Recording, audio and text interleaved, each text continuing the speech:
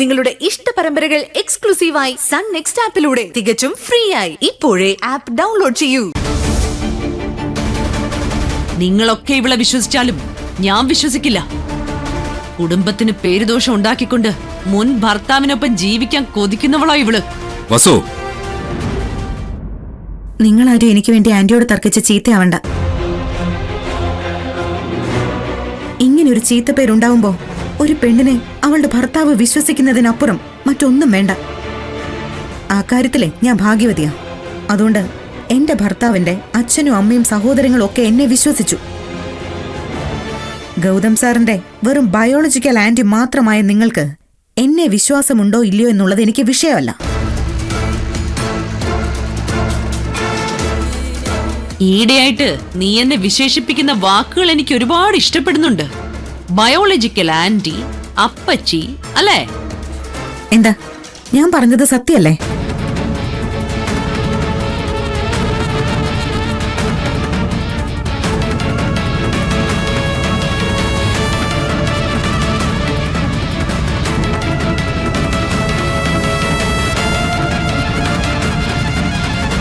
നിധി, നീ വിശ്വസിക്കുന്നതും കരുതുന്നതും ഒക്കെ മായയാണെന്ന് മനസ്സിലാക്കുന്ന ഒരു ദിവസം വരും. അന്ന് നീ തകർന്ന് തരിപ്പണമാവും.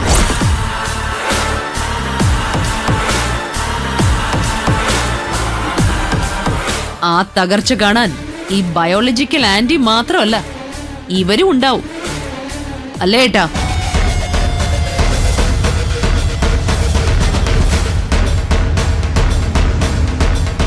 മോളെ നിധി, ആന്റിയോട് ബഹുമാനമില്ലാതെ സംസാരിക്കരുത്. അതൊട്ടും ശരിയല്ല. എന്റെ ഭർത്താവ് അമ്മയുടെ സ്ഥാനം നൽകിയ വസുവിനെ സ്നേഹിക്കുന്നത്. ആ ബഹുമാനം നീയും ഇവൾക്ക് കൊടുക്കണം. ഞാൻ എപ്പോഴും ആന്റിയെ ബഹുമാനിക്കാൻ തയ്യാറാ. പക്ഷെ എന്റെ സ്നേഹം സ്വീകരിക്കാൻ തയ്യാറാവാത്തത് ആന്റി തന്നെയല്ലേ? ഞാൻ സംസാരിച്ചത് മോശമായി പോയെങ്കിൽ ആന്റി ക്ഷമിക്കണം. നിന്റെ പശ്ചാത്താപവും നീ എനിക്ക് തരുന്ന സ്ഥാനവും സ്വീകരിക്കാൻ ഞാൻ തയ്യാറല്ല. എന്റെ സ്ഥാനം, എനിക്കാവശ്യമുള്ള സ്ഥാനം, അത് തരേണ്ടവരിൽ നിന്ന് പിടിച്ചു വാങ്ങാനും എനിക്കറിയാം.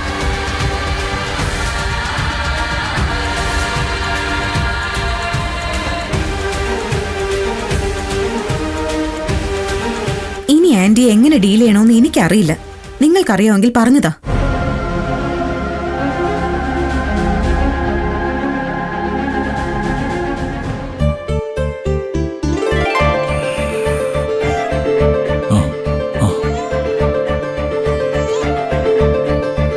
ഇതും തെറ്റിദ്ധരിപ്പിക്കാൻ ശ്രമിച്ചിട്ടും പാറു അച്ഛനും നിധിയെ സപ്പോർട്ട് ചെയ്തതായിട്ട് അറിഞ്ഞു. അതിന് നിങ്ങളോട് എത്ര നന്ദി പറഞ്ഞാലും മതിയാവില്ല. ഓ, ആദ്യം ഞങ്ങളും ഒന്ന് പതറിപ്പോയി. പക്ഷേ ആ വീഡിയോ വ്യാജമാണെന്ന് യാമിനി ഞങ്ങൾക്ക് കാണിച്ചു തന്നു. ഓരോ ചതിയന്മാരിങ്ങനെ ഒരുമിട്ടിറങ്ങി എന്താ ചെയ്യുക? അവൻ ഇനി ഒരിടത്ത് ഇത്തരം പണി കാണിക്കില്ല. ഞാനും പ്രണവും കൂടി അടിച്ച് പുറത്താക്കി. നിങ്ങളവനെ ഉപദ്രവിച്ചോ? ആ, ചെറുതായിട്ടൊന്ന് കൈകാര്യം ചെയ്യേണ്ടി വന്നു.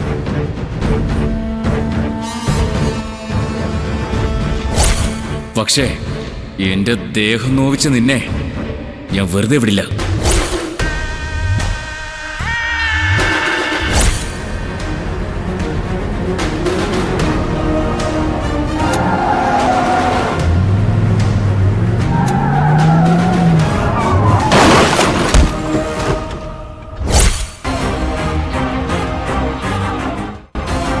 സാറിന് എന്താ ഒരു ടെൻഷൻ? ഇതിനെ നിങ്ങൾ കൈകാര്യം ചെയ്യേണ്ടായിരുന്നു.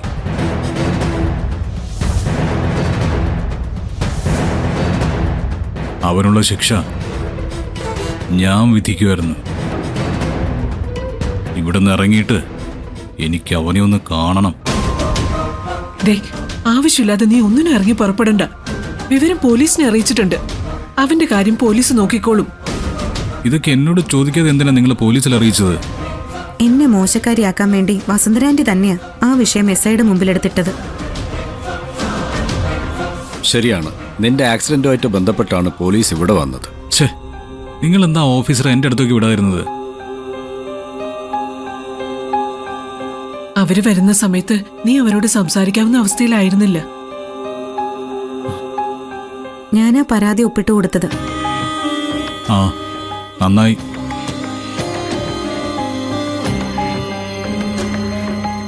ചിലപ്പോൾ അന്വേഷണത്തിന്റെ ഭാഗമായി അവർ വീണ്ടും വരും. എന്നാലും നിധി പറഞ്ഞതിനപ്പുറം എനിക്കൊന്നും പറയാനില്ല. സാറിന്റെ മനസ്സിൽ ആക്സിഡന്റിനെ കുറിച്ച് സംശയമുണ്ടോ? ഏയ് ഇല്ല. സർ, എന്നെ മറയ്ക്കാൻ ശ്രമിക്കണ്ട. എന്തോ സംശയമുണ്ടെന്ന് സാറിന്റെ മുഖം കണ്ടാൽ അറിയാം. എന്റെ മനസ്സ് ഇവളെപ്പോലെ കണ്ടവർ വേറെയില്ല. ഞാൻ ഇവളെ അറിയുന്നത് പോലെ ഇവൾ എന്നെയും അറിയുന്നുണ്ട്. നിധി പറഞ്ഞതിന് നീ എന്താ സമാധാനം പറയാത്തത്? എന്തെങ്കിലും സംശയമുണ്ടെങ്കിൽ തുറന്നു പറമോനെ. ഇല്ലച്ച, എനിക്കൊരു സംശയവുമില്ല. ഇവര് നിൽക്കുന്നതുകൊണ്ടാവും സാർ ഒന്നും പറയാത്തത്. പിന്നീട് ചോദിച്ച് മനസ്സിലാക്കാം. റൂമിലേക്ക് ഷിഫ്റ്റ് ചെയ്ത സ്ഥിതിക്ക് പാറു അച്ഛനും പൊയ്ക്കോളൂ. എന്റെ കൂടെ ഇവിടെ നിധിയുണ്ടല്ലോ.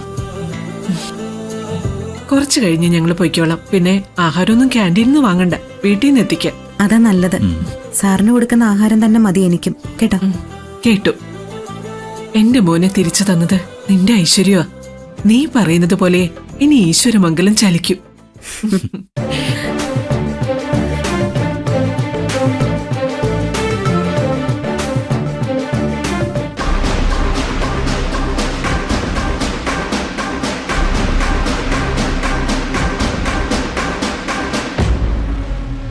നിധിയെ പുറത്താക്കാൻ മിഥുനെ ഉപയോഗിച്ച് ഇത്രയും വലിയൊരു നാടകം കളിച്ചിട്ടും എന്നിട്ടും ഗൗതം എന്നെ വിശ്വസിക്കുന്നില്ല. അവനിപ്പൊ എന്നേക്കാളും വലുത് ആ നിധിയാ. അവന്റെ മൊബൈലിന്റെ പാസ്വേഡ് പോലും ഇപ്പൊ അവളുടെ പേരാ. ആ, നിധി മഹാസൂത്രക്കാരിയാണെന്ന് പണ്ടേ ഞാൻ പറയുന്നതല്ലേ. ഈശ്വരമംഗലത്തെ ഓരോരുത്തരായി കയ്യിലെടുത്ത് നിധി മാഡത്തിനെതിരെ തിരിച്ചു. പക്ഷെ പാവം മാഡം ഇപ്പൊ സ്വന്തം കുടുംബത്തിൽ ഒറ്റപ്പെട്ട അവസ്ഥയാ. ഈ അവസ്ഥ മാറണം. എനിക്ക് നഷ്ടപ്പെട്ട അധികാരം തിരിച്ചു കിട്ടണം. അതിന് മാഡം ആദ്യം പറഞ്ഞതുപോലെ ശിവാനി മാഡത്തിന്റെ കൂടെ വേണം. അവൾ ഒരു അടിമയെ പോലെ എന്നേക്കാളും സൂപ്പറായിട്ട് മാഡത്തിന് വേണ്ടി ജോലി ചെയ്യും. ഈശ്വരമംഗലത്ത് മാഡത്തിന്റെ പ്രതാപം വീണ്ടും ഉറപ്പിക്കാൻ അവൾക്കേ പറ്റൂ. മാഡം എത്രയും വേഗം അവളെ അങ്ങോട്ട് എത്തിക്കും. ഞാൻ അതിനെക്കുറിച്ച് ആലോചിക്കുന്നുണ്ട്. മിഥുനെ വെച്ച് ഞാൻ മറ്റു ചില നാടകങ്ങൾ കൂടി പ്ലാൻ ചെയ്യുന്നുണ്ട്. പക്ഷേ അതിന് ഗൗതം ഡിസ്ചാർജായി വീട്ടിൽ തിരിച്ചെത്തണം. ആ സമയത്ത് തന്നെ ശിവാനിയും ഈശ്വരമംഗലത്തെത്തണം. എന്റെ മോൾ അവിടെ എത്തിയ പണ്ട് ഒട്ടകത്തിന് ടെന്റിൽ ഇടം കൊടുത്ത അറബിയുടെ അവസ്ഥയോ നിധിക്കും. നിധിയെ അവിടെ നിന്നും പുറത്താക്കി ഗൗതമിന്റെ മനസ്സിൽ ശിവാനി ഇടം പിടിക്കും. ശിവാനിയെ ഗൗതമിന്റെ ഭാര്യയാക്കാനാണ് നിങ്ങളുടെ ഉദ്ദേശമെന്ന് എനിക്കറിയാം. പക്ഷേ അത് അതിമോഹ. ശിവാനിയെ ഉപയോഗിച്ച് നിധിയെ പുറത്താക്കിയിട്ട് ഗൗതമിന് ഞാൻ ആഗ്രഹിക്കുന്ന തരത്തിലെ വിവാഹം നടത്തും ഞാൻ. മാഡം എന്തോന്ന് ആലോചിക്കുന്നേ? ഏയ് ഒന്നുമില്ല. നിധിക്ക് പകരം ശിവാനി ഈശ്വരമംഗലത്തെ മഹാറാണിയാവുന്ന കാര്യം ആലോചിക്കുകയായിരുന്നു. ഇപ്പൊ വന്ന് വന്ന് കണ്ണടച്ച ഞാൻ കാണുന്ന സ്വപ്നം അതാ. ഓ, നിന്റെ സ്വപ്നത്തിലെ ഈശ്വരമംഗലത്തിന്റെ തറക്കല്ലെങ്കിലും അവശേഷിക്കുന്നത് കാണുന്നുണ്ടോ? അതെന്താ മാഡം അങ്ങനെ ചോദിച്ചേ? അല്ല, നിന്റെ മോള് മഹാറാണിയായാലേ കുടുംബത്തിലെ വല്ലതും മിച്ചം ഉണ്ടാവോന്നറിയാനാ. ഹോ, ഈ മാഡത്തിന്റെ ഒരു തമാശ നല്ല പിച്ച് വെച്ചിരിഞ്ഞ് ഉണ്ടല്ലേ.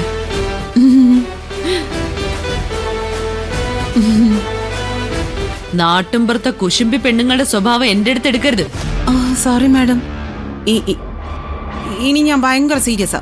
മാഡം കാര്യം പറഞ്ഞു, ഞാൻ അനുസരിക്കാം. ഇന്നു മുതൽ നമ്മൾ അടുത്ത കളി തുടങ്ങുന്നു. നടന്നതിലുള്ള നാണക്കേട് കാരണം ശിവാനിക്ക് നാട്ടിലിറങ്ങി നടക്കാൻ ബുദ്ധിമുട്ടാണെന്ന് നമ്മൾ വരുത്തി തീർക്കുന്നു.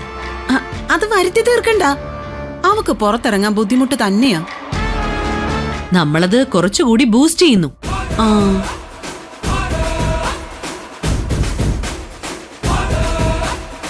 ഓ, ഓക്കെ മാഡം. ടാറ്റാ.